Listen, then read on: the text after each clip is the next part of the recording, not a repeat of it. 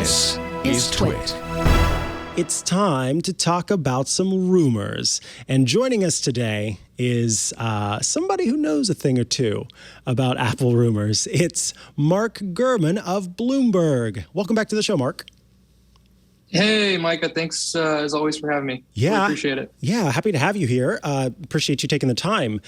Sure. You recently published a piece about Apple's next Apple Watch. And this is interesting because what we've seen kind of in the past is since at least the original, the OG Apple Watch, where there was that gold model, most of the time since then, you've kind of had the choice between a stainless steel model or an aluminum model. And from sort of an anecdotal perspective, a lot of people just go for the aluminum model, and that's kind of the one they know about. But for the first time, we might be seeing a different kind of Apple Watch. Can you tell us what you've written about? Yeah. So right now, there's basically, aside from materials, there's two distinct Apple Watches. There's the Apple Watch Series 7, right, which is sort of their standard flagship. Then there's the Apple Watch SE, which is their low end, and they still keep around the Series 3, I believe, as well for some reason. This will be a new watch that's on top of the Matrix, right? So come this fall, you'll have a new Apple Watch SE, right? I think they'll just call it the SE again, maybe the SE2, but if I were to bet, I would say they just continue to call it the Apple Watch SE. You'll have the Apple Watch Series 8, and then you'll have this new Apple Watch Series 8 Extreme Sports Edition. This is a high-end one. This is going to have a larger display. This is going to have longer battery life. This is going to have some new tracking features for hiking and swimming. And it's going to have a new metal case, as in it's not going to be aluminum. It's either going to be stainless steel or titanium. And this is going to be totally ruggedized, right? So this is going to be a watch that is far more durable than your normal Series 8 or your Apple Watch SE. As you can see in the story there, it's going to have about 7% more screen area. Now, that may not seem like a lot coming from the Series 7, right? But that is a significant leap if you're coming from a Series 6 or earlier, of course. So I want to clarify. What do we know about because I'd love to sort of get the chart of, in the next iteration of Apple Watches, what are all of the new Apple Watches going to get that's new? And then what is exclusive to this Extreme Sports Watch? Because if you're telling me the body temperature is only in the Extreme Sports Watch, that makes me sad, because then I'm going to have to get that one. Tell me more. Yeah. So I'll break it down. That's actually a good point. I'm working on my newsletter for this weekend now. So I'm going to steal your idea. And what I'm going to do is I'm going to make like a little chart that breaks down what's going to be new in each. Nice. So let's start from the bottom. The SE. The SE right now, I believe, has the S5 processor, which is the chip from the Series 5. Now it's going to get the same processor as the Series 8 and the Explorer edition. So the SE is basically just a faster processor. Okay, that's that. The Series 8, that is going to get the body temperature, right? The main new thing is going to be the body temperature there. And I believe it'll have a brighter display. Now, those are minor changes really besides the body temp, I guess, if you consider that significant, on the Series 8 regular watch. By the way, the Series 8 chip, the Extreme Sports chip, and the new SE chip is all going to be the same chip, the S8 chip. But that chip is the same as the S7 chip, which is the same as the S6 chip. So you're not really getting a performance boost, right? You're not really getting a performance boost unless you're going from the old SE to the new SE, or you're going from a watch older than the Series 6 to the 8 or the Extreme Sports Edition. Now, all the big new bells and whistles, from the bigger display, the rugged design, the metal case, those features, those are going to be exclusive to the Extreme Sports Edition. So those are your three models there. Tell us about bands. Will the Extreme Sports Edition still have the same sized lugs? Do you know anything about, are they going to do special bands that are just for that? I can't think of something more rugged than kind of some of the ones that we already have, but perhaps, I don't know, literal chains that you put around your wrist. I'm curious about that, if we know anything about the accessories for that watch. So you'll see some exclusive rubberized and other higher end bands for that Extreme Sports Edition. I don't know, to answer your question. Obviously, it's a really good question, very important. I should look into that. If the bands will be interchangeable and if they will work with the same bands, I don't know. But if I were to guess, I would say yes, it would work with the same bands, just because I don't think that the case design is going to be that dramatically different than the regular Series 8 and the older Apple Watches as well. Now, one question I've also received from a lot of people is the Series 8 also going to get that bigger display, like the Explorer Edition? And the answer is no. The Explorer Edition will be the only one to get that newer, higher resolution screen.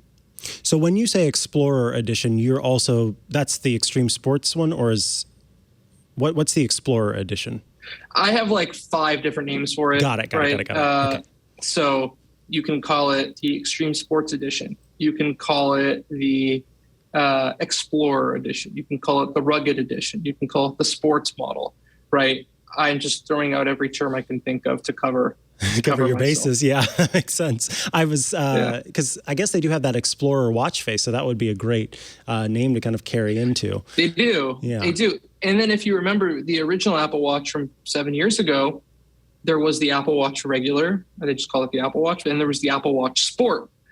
But the Sport designated the low-end model, the aluminum models. Mm-hmm. Maybe they'll bring back that Sport name. We shall see. That's they do like to recycle when they can, don't they? Both. I don't think they will, personally. I really don't think they will, but it's certainly not a bad option. Yeah, I guess there would be kind of a confusion there because in this case it would mean the higher model. So right. These new watches, because we've already got, always on display. We've got all of kind of the big hits there. When you say screen brightness, do you mean screen brightness the whole way around, or will we still have the same screen brightness whenever it's in sort of always on mode, whenever it kind of dims down? Or is it just kind of, we're just bumping up the brightness all the way around because there's more battery, but because the processor hasn't changed, right? So what do they do to make that difference? Well, to be clear, I hope they up the screen brightness. I know the display on the Series 8 will get some improvements. My personal hope Got it. Is the screen brightness will be improved, because oftentimes I'll be using the watch outside and I'll go to settings because I think the brightness for some reason will be on the lower tier, and I'll keep hitting the button to try to raise the brightness. Right. And it doesn't go bright enough. Mm-hmm. I know others who have had similar, quirks with the Apple Watch. So I hope it'll go brighter. But what I do know is you'll see some display improvements there. And I don't know if I mentioned this earlier, but longer battery life as well on the Explorer model. Got it. Okay, so outside of Apple Watch, any other rumors you've written about recently that you want to talk about here on the show? Yeah. So you'll see updates to both the Apple TV and the HomePod. I think the Apple TV might come at the end of this year. The improvement there will be an A14 chip up from an A12, so a little bit speedier. And then on the HomePod, you're going to see something closer to the original model in terms of size and audio performance. That's going to have the S8 processor, the same as in the new Apple Watches. I'm looking forward to that. I know a lot of people are looking forward to that. There's also been some talk of them upgrading the display on top. Right. I don't know if it'll be a full multi-touch touchscreen per se, but you'll see an updated light show, so to speak, on top of that new HomePod. Also, AirPods Pro 2 coming in the fall with the better audio quality. You'll see, obviously, the new iPhones in the fall, and I'm sure you've had many people on here talking about those. But yeah, I think it's going to be a pretty jam-packed fall, but also a pretty extensive 2023 when you incorporate all the new Macs that they're going to have to launch over the next 12 months. Obviously, we haven't even talked about the Apple Mixed Reality headset, right? That's really going to be the story of 2023 for Apple. And I think that'll be introduced either at the tail end of this year or in the first calendar quarter of next year. One of the things that's always confused me with the Apple TV is after it got to the Apple TV 4K, any updates past that point were kind of confusing to me because I don't know what benefit I would be getting out of what does a faster processor mean for an Apple TV that I can already stream 4K HDR content on. What will that processor enable? Is Apple still kind of of course, you've got to make updates over time, but what is the selling point there for someone who has an Apple TV 4K who doesn't game? Because if my apps I can, tap and Netflix launches automatically and starts playing, why do I need a faster processor? Really only two theories that I have for you, and I don't know the answer, so these truly are theories. One, we haven't seen any major changes to tvOS recently in the last several years. So maybe there's some sort of software revamp they've been holding back that is more fluid and requires that faster processor. Because don't forget the A12, that's a 2018 chip, right? Yeah. And we are going into 2023, right? So maybe some new software can't handle it. Option two is obviously you're starting to see very little so far, right? But 8K content, maybe you want that faster processor to sort of prepare for a 8K future. But I don't know either way. I just know that that new box is coming with that new chip. And I could not agree with you more about if you're going to upgrade that chip, you really want something to take advantage of it, right? A faster processor doesn't mean much on a streamer. Exactly. Yeah. We got to make it compelling. Although I'm sure all the folks at Apple shooting, 4K Dolby Vision on their iPhone, then they AirPlay it to their Apple TV. They're like, man, I need a better chip inside of this thing. Whereas have you tried that? Is it kind of sluggish? Like if you try to do that? Yeah. This is the problem is I don't know how much of it is just networking stuff and how much of it is, the processor. And I haven't had this issue in a long time, but there for a while I was having an issue with it overheating. My Apple TV 4K overheating after playing like high quality content. One thing, Mark. Oh, go ahead.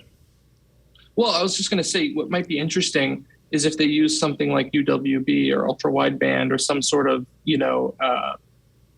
network capability that has to do with distance and short distances rather than Wi-Fi to do some AirPlay streaming and such, right? Maybe that would alleviate some of the issues and sluggishness, or maybe it's a combination of that and the faster processor. Yeah, that would be nice. One last question for you, and I'm being a little bit selfish here because I'm the one talking to you, audience, is that I have the AirPods Pro, and I have had them for a long time, and I had them replaced twice because of the clicking and the woo issue, which you're probably, they ended up doing that service repair program. Unfortunately, the last time it started happening, I had dropped one of them and didn't realize it, and my dog picked it up, and so there are teeth marks on it, and so I know if I take it in, they're going to be like, that's funny. It's the teeth marks that are responsible for this AirPod not working, not that it's actually just my dog ate my AirPods. Exactly. Yeah. So my question for you, do you know anything about with AirPods 2, because we've got with AirPods Pro 2, you mentioned that I can't remember if it was you, but there have been some rumors about what might be coming with AirPods Pro 2. Is that clicky issue addressed in AirPods Pro 2? Have you heard anything about that specifically? Because I'd like to get some new ones, but not if I'm going to be replacing them every 6 months.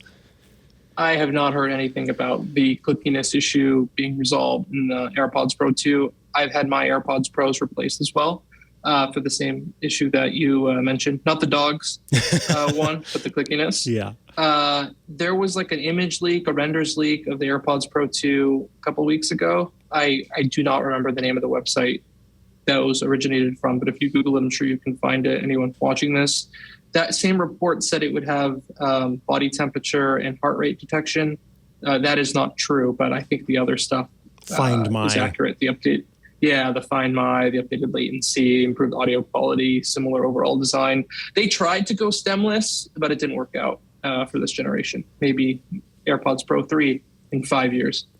Yeah, okay. Well, I guess we'll wait until then. But Mark Gurman, I want to thank you for carving out some time today to chat with me. Of course, folks can head over to Bloomberg and get the Power On newsletter. But is there anywhere else they can follow you online? Yeah, thanks as always for having me. Have me on again soon, please.